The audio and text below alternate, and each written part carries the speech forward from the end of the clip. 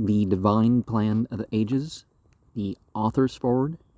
The author and the publishers desire to publicly acknowledge the favor of God, which has permitted them to be identified with the circulation of this volume, and with the results, light, joy, peace, fellowship with God, to many hungry, thirsty, bewildered souls. The first edition, in its present form, was issued in 1886. Since then, one edition has followed another in rapid succession, and in 20 different languages. Until now, there are nearly 5 million copies of it in the hands of the people all the world over. If enough people do things regardless of popularity, popularity may come. We cannot hope that these books have all been read, but letters continually coming to hand assure us that they are working powerfully in the hearts and minds of people everywhere. Thousands write us that they have been influenced, some who totally disbelieved in the Bible as a divine revelation to mankind. Others write that they have been atheists, or approximately so, because they had not previously known the true God and his true plan of the ages, and were unable to accept, appreciate, or worship the characters usually held before them in the creeds. And it helps to have things arranged, but not all the arrangements of interpretations are going to reach everyone. For above 5 years preceding the first publication of this volume, we had substantially the same matter in print under another name and differently presented. That book was entitled Food for Thinking Christians. Its style was different in that it, first of all, attacked the error, demolished it, and then in its place erected the fabric of truth. We finally learned that this was not the best way, but some became alarmed as they saw their errors falling, and failed to read far enough to get a glimpse of the beautiful structure of truth in place of the demolished errors.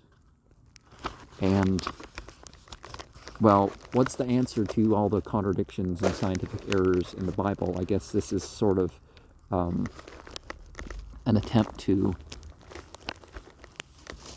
rectify an interpretation of some of that.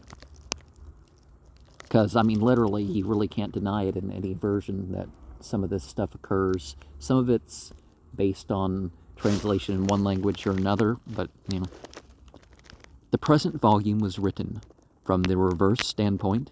It presents the truth, shows its strength and beauty, and then suggests the removal of the error as not only unnecessary, but absolutely useless and very injurious. Thus, the reader of the Divine Plan of the Ages at each step finds a strengthening of faith and a greater nearness to the Lord, and therefore a confidence that he is in the right way. After seeing the truth, the errors are more and more seen to be absurd, worthless, injurious, and are gladly abandoned. The great adversary, of course, has no love for anything which opens the eyes of God's people, increases their reverence for God's book, and breaks their reliance upon human creeds. The great adversary, therefore, as we might have expected, is very much opposed to this book. Few realize Satan's power and cunning. Few realize the meaning of the apostles' words in respect to this prince of darkness who transforms himself into a minister of light in order to fight the truth and destroy its influence.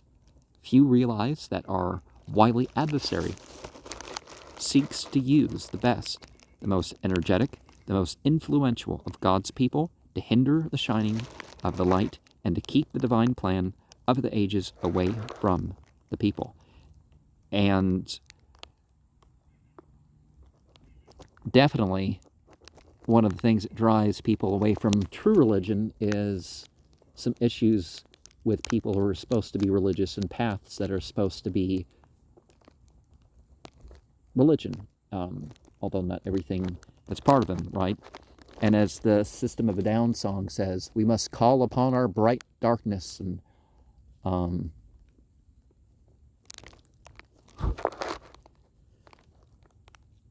that's the sort of thing people, they're representing the other side, right?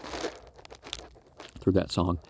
Few realize that from the time creed making began, AD 325, there was practically no Bible study for 1260 years. Well, let us remember that the Didache was written about 160. So after the canonical Gospels and Bible texts had all found their first forms, we have the Didache in the Catholic Church in 180. So creed making started before that.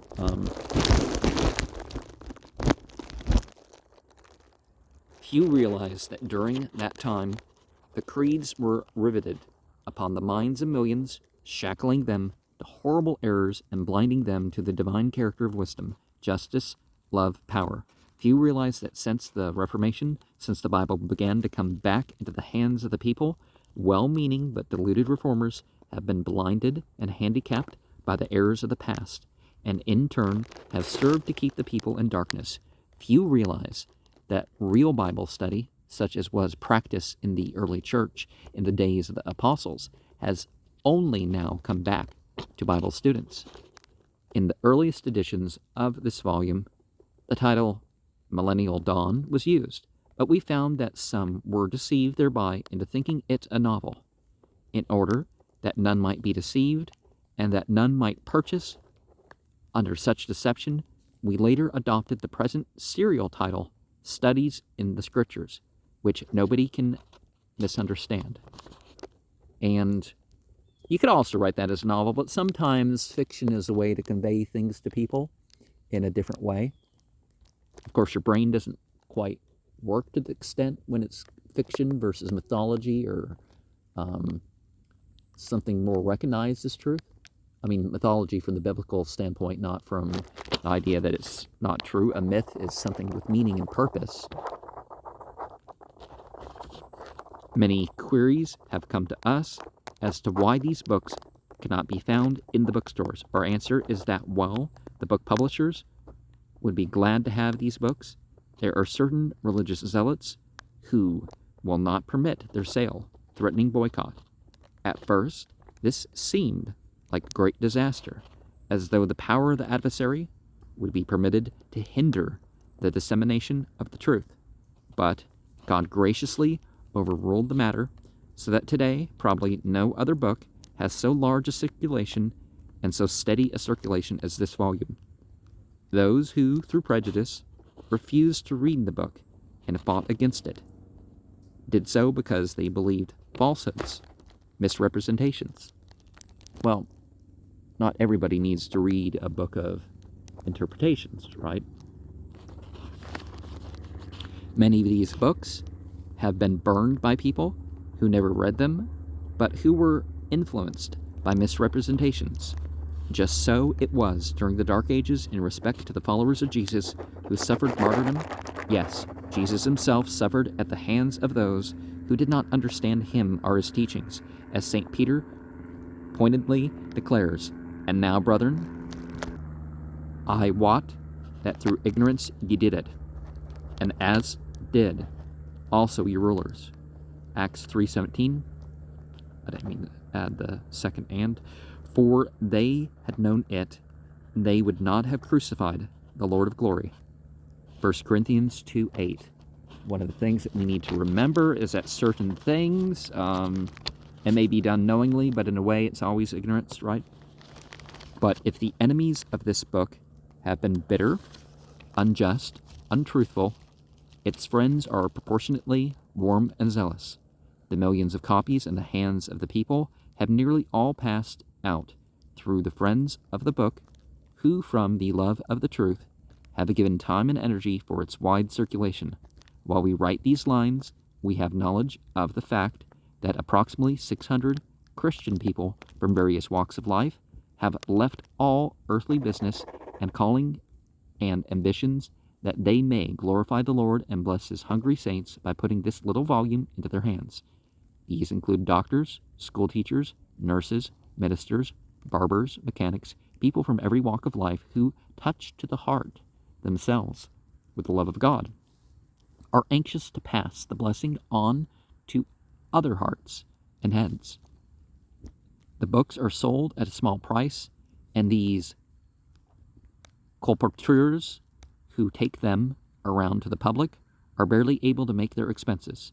They rejoice, however, all the more as sometimes they have privations and are counted worthy to suffer some inconveniencies and deprivations for the sake of the Lord, the truth, and the brethren. Well, you could say some things atone and increase your merit or reward in one sense, but you don't seek out the difficulties. That's not the right approach. If it's necessary, the good work goes on. The message of life in Christ passes from hand to hand. The present output of this volume is enormous. May its blessing in future days be proportionately as great as in the past. The author and publishers cannot ask for more. With very best wishes to all readers, your servant in the Lord, Charles T. Russell, Brooklyn, New York, October 1st, 1916. And one of the things about this is, see, I made a meme for this before reading this book, and of course it appears to be dispensationalist, but perhaps maybe like the LDS that are also a covenantal sort of group too, and so maybe it's a merge between the two, and maybe I need to answer some things with the other when it's not that, and say, okay, we can go out from this different approach.